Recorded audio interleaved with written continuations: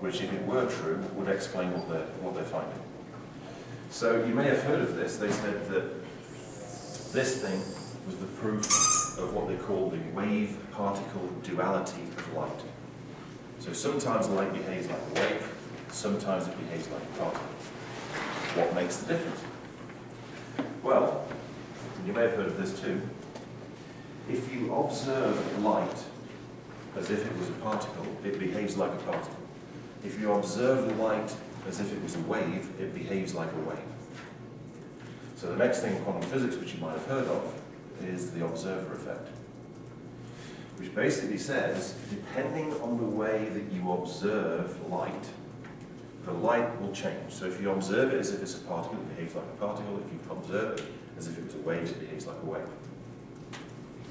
Now this completely blows out the existing thinking of physics at that point in time, Newtonian physics, which was that the observer was completely separate from what was observed. What we've got here is that when you observe something, you change its very nature. Now, here's another little experiment they did. They took away the light bulb and they pointed a telescope at a distant star. Let's say this star is 100 light years away. So the light took 100 years to get from the star to here. And they took the light from the star and they put it into this experiment. When they closed that slit there, the light from the star acted like a particle. When they opened that slit there, the light from that star acted like a wave. But the light left the star 100 years before the experiment. Does that mean, this is another rhetorical question by the way, does that mean the act of observing something right now changes 100 years history? It's because you're changing the nature of the light right now, but the light left and was created by the star 100 years ago. So this experiment created the wave-particle duality of light and the observer effect. But let's just talk a little bit more about the observer effect. Because the observer effect is pretty mind-blowing. In fact, there was a quantum physicist, and one of the things he said was, if when you read about quantum physics, you aren't absolutely appalled by the repercussions of what quantum physics is saying, you don't understand it yet. Because what quantum physics is actually saying is totally mind-blowing as far as the structure of our universe and the structure of our reality. So they did an experiment. Now, this actually, I'll tell you now, before I tell you about the experiment, this experiment wasn't a real experiment. It was just an experiment that people did in their minds. Okay? And it was an experiment by a guy called Schrödinger. He said, if we take a box, like this, and we put a cat in the box, now you're going to realize why I'm an NLP trainer, not an artist.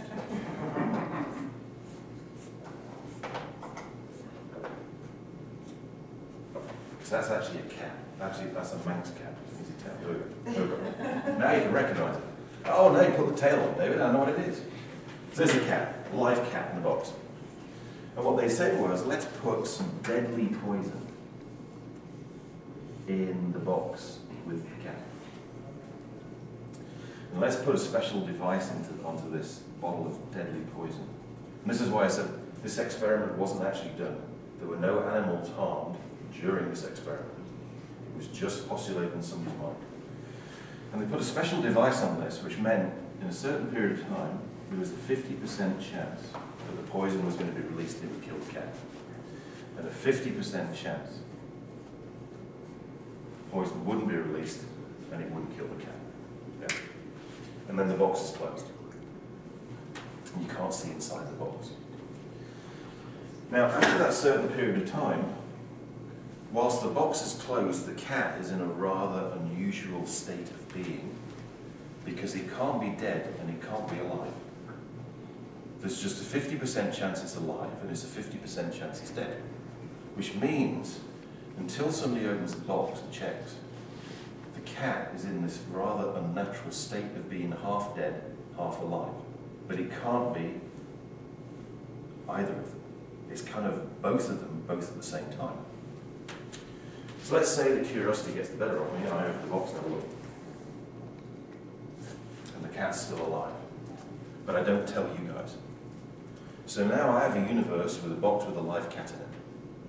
Everybody else in the room has a universe with a box with a cat in it, which is 50% alive and 50% dead.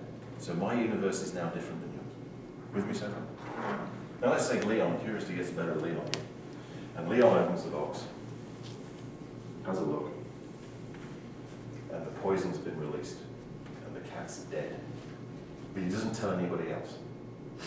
So now I have a universe with a box with a live cat in it. Leon has a universe with a box with a dead cat in it.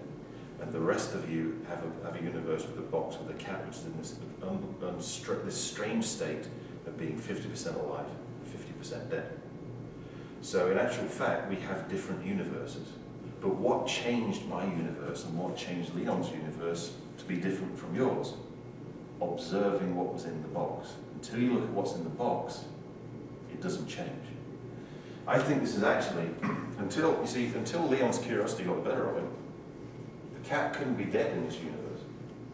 I think that's where the saying, curiosity killed the cat, comes from. Because until you get curious and have a look inside the box, it can't be dead. It's 50% alive and 50% dead. So the actual act of observing freezes the cat into one particular state of being. And until you observe it, you just have probabilities. Yeah? So this appears to be the way that the universe is constructed. What you've got, it's almost like, have you heard of the story of King Midas? King Midas thought that everything in the entire universe was made of gold. Because as soon as he touched it, it turned to gold. And you're a bit like King Midas is, because you're walking along the road, and what's behind you is just complete chaos. What's behind you is everything that possibly could be behind you, is behind you, all at the same time. All at different levels of probability. Some more probable than others, but it's all there. Just pure chaos behind you. And you keep attempting to catch it out and find out what that looks like. But as soon as you turn around and look at it, you observe it, and you freeze one particular probability. And you know that observing it changed it. The thing is, you don't know what it was like before you observed it. All you can say is, once I observed it, it was like this. Before I observed it, all we have is probabilities. Until we observe the cat, we've got a probability 50% is alive, 50% is dead. Once you observe it, it becomes 100% one or the other. But until you observe it, it's in this strange probability state. And that's what the entire universe is like. So, another experiment. And what they did was they took an atomic particle. I'm going to say it was an electron. It wasn't actually an electron, but let's just say it was an electron. And they fired another high-energy particle at it. And two other particles fly off. Let's say they're electrons again, but they're not. But what they did was they measured the direction this electron was going in. Now, as soon as you observe the electron, its direction changes. So what you can say is, after we observed it, its direction was this, but we don't know what direction it was going in before we observed it. With it? Because observing it changed it, and we don't know where it was before. Now, the weird thing is, that's the observer effect, the weird thing is, what they found was, if this electron changed direction like this, as soon as you observed it, they found that this electron here changed in exactly the same time, in exactly the same way, at exactly the same time. So when this one changed, that one changed in exactly the same way. There was no time delay between the two changes.